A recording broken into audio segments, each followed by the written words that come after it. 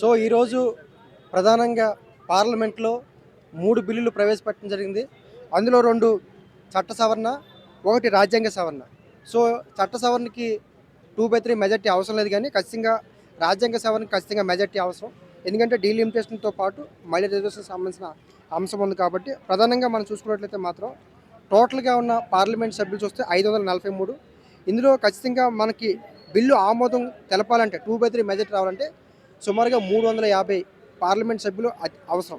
ఇందులోని ఎన్డీఏ కూటమికి 290 ఉన్నాయి. ఇండియా కూటమికి 234 ఉన్నాయి. అంటే ఖచ్చితంగా ఈ డీలిమిటేషన్ కావచ్చు, మహిళా రిజర్వేషన్ కావచ్చు, ఈ 2 కూడా ఆమోదం తెలపాలంటే ఇంకా 60 సీట్లు ఎన్డీఏ పార్టీకి ఎన్డీఏ పార్టీకి అత్యవసరం. సో ఇంకా రేపు సాయంత్రం 4 గంటల లోపు ఈ 60 స్థానాలు పార్లమెంట్ సభ్యులు కనుక బీజేపీ తీసుకోగలిగితే, ఇండియా కూటమి నుంచి కనుక తీసుకోగలిగితే, మద్దతు తీసుకోగలిగితే ఖచ్చితంగా ఈ బిల్లు పాస్ అయ్యే అవకాశం ఉంది.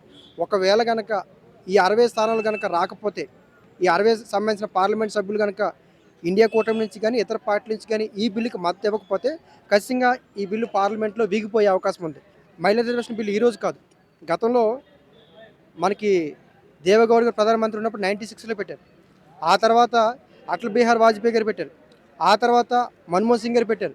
ఆ తర్వాత ఈసారి మనకి నరేంద్ర మోడీ గారు పెట్టడం జరిగింది. సుమారుగా 4 ప్రధానమంత్రులు ఈ మహిళా రిజర్వేషన్ పెట్టడం జరిగింది.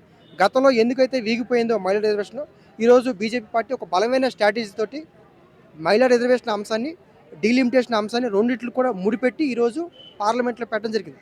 ఎవరైతే ఈ డీలిమిటేషన్కి వ్యతిరేకిస్తారో వాళ్ళు మహిళా రిజర్వేషన్కి వ్యతిరేకం అని చెప్పి బీజేపీ పార్టీ ప్రచారం చేసే అవకాశం ఉంది. అందుకే డీలిమిటేషన్ మీద వ్యతిరేకించడానికి చాలా ప్రాంతీయ పార్టీలు వెనుకడుగు వేయడానికి, ప్రశ్నించడానికి, ఆలోచించడానికి ఇది ఒక ప్రధానమైన కారణం. అయితే ఇక్కడ మహిళా రిజర్వేషన్లో ఉన్న ఒక ప్రధానమైన అంశం చూస్తే మనకు సుమారుగా 545 స్థానాలు ఉన్నాయి.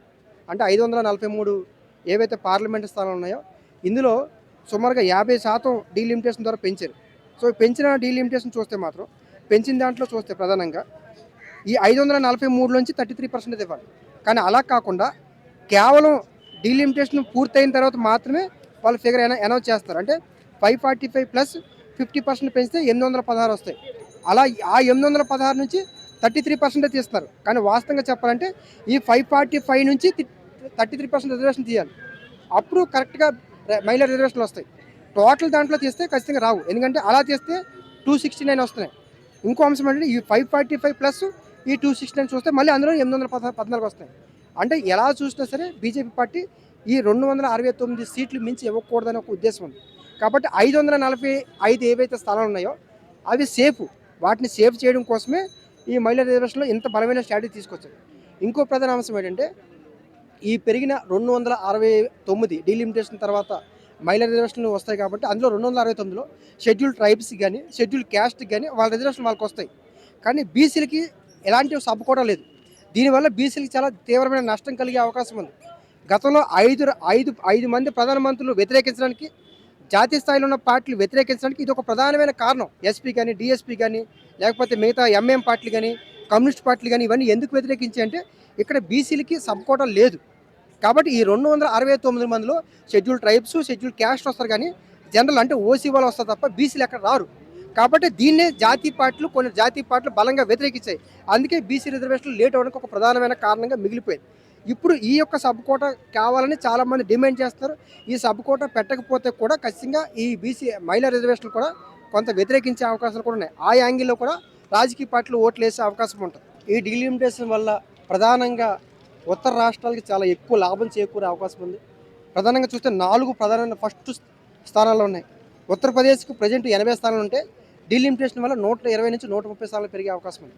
బీహార్కి 40 స్థానాలు ఉంటే ప్రజెంట్ 70 నుంచి 70 స్థానాలు పెరిగే అవకాశం ఉంది. మధ్యప్రదేశ్కి ప్రజెంట్ 29 ఉంటే రేపు 45 నుంచి 50 పెరిగే అవకాశం ఉంది.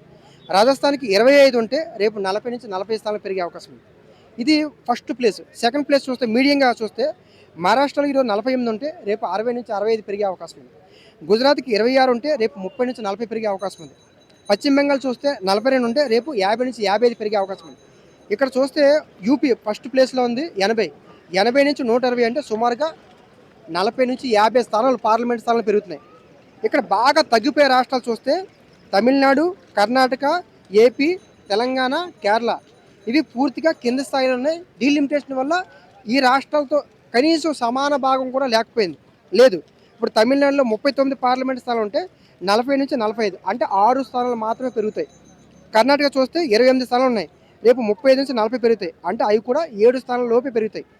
ఏపీ చూస్తే ఇప్పుడు 25 ఉన్నాయి. రేపు 28-32 అంటే సుమారుగా అక్కడ కూడా 7 స్థానాలే. తెలంగాణ చూస్తే ఈరోజు 17 స్థానాలు ఉన్నాయి. రేపు 20-22 అంటే కేవలం 5 స్థానాలు మాత్రమే పెరుగుతాయి. కేరళ చూస్తే ఈరోజు 20 ఉన్నాయి. రేపు 20-22 అంటే కేవలం కేరళకి 2 స్థానాలు మాత్రమే పెరుగుతాయి. 50% ఏదైతే డీలిమిటేషన్ వల్ల పార్లమెంట్ స్థానాలు పెంచినప్పుడు 20-40 అవ్వాలి కదా. కేవలం 2 స్థానాలు అంటే ఒక రాష్ట్రానికి ఎక్కువగాను, ఒక రాష్ట్రానికి తక్కువగాను, అది చాలా ఘోరంగాను. రేపొద్దున పార్లమెంట్లో ఏ బిల్లు తీసుకొచ్చినా సౌత్ వాళ్ళ యొక్క ఉపయోగం కానీ వీళ్ళ అవసరం కానీ లేకుండా వాళ్ళు మాత్రమే ఈ బిల్లుని ఆమోదం తెలుపుకునేలాగా రేపు భవిష్యత్తులో 40 సంవత్సరాలు కూడా ఈ డీలిమిటేషన్, ఎందుకంటే 71లో లాస్ట్ డీలిమిటేషన్ చేశారు. ఇప్పుడు డీలిమిటేషన్ చేస్తే మళ్ళీ ఇంకో 40-50 ఇయర్స్ అంటే 8 ప్రభుత్వాలు మారినా సరే మళ్ళీ డీలిమిటేషన్ మార్చే అవకాశం లేదు. అంటే 8 ప్రభుత్వాల వరకు కూడా కేంద్ర ప్రభుత్వంలో మన రాష్ట్రాలు, సౌత్ రాష్ట్రాలు ఇంకా వాళ్ళ చేతుల్లోనే ఉండే అవకాశం ఉండిపోతుంది. అందుకే చాలా సందర్భాల్లో కొన్ని రాజకీయ పార్టీలు బీజేపీకి డైరెక్ట్గా సపోర్ట్ చేయవు, కొన్ని ఇండైరెక్ట్గా ఉంటాయి. కేంద్ర ప్రభుత్వంతో డైరెక్ట్గా సపోర్ట్ చేస్తే వాళ్ళు ఏ బిల్లునైనా మద్దతు తెలుపుకునే అవకాశం ఉంటుంది. కాబట్టి రేపు ఇది దీర్ఘకాలికంగా మన రాష్ట్రాలకి చాలా నష్టం కలిగే అవకాశం ఉంటుంది. ఇప్పుడు తమిళనాడు ఎలక్షన్ జరుగుతున్నాయి, అదేవిధంగా మనకి పశ్చిమ బెంగాల్ ఎలక్షన్ జరుగుతున్నాయి. ఈ ఎలక్షన్స్ తర్వాత ఈ డీలిమిటేషన్ వల్ల కేంద్ర ప్రభుత్వం తీసుకొచ్చిన ఈ రాష్ట్రాలు వ్యతిరేకిస్తున్నా సరే కేంద్ర ప్రభుత్వం ఇలా బలవంతంగా తీసుకురావడం వల్ల ఖచ్చితంగా పెద్ద ఎత్తున దేశంలో ఉద్యమాలు చెలరేగే అవకాశాలు కూడా ఉంటాయి. అది ఇండియా కూటమికి, కాంగ్రెస్ పార్టీకి చాలా ఫేవరబుల్ అయ్యే అవకాశాలు కూడా చాలా ఎక్కువ ఉంటాయి.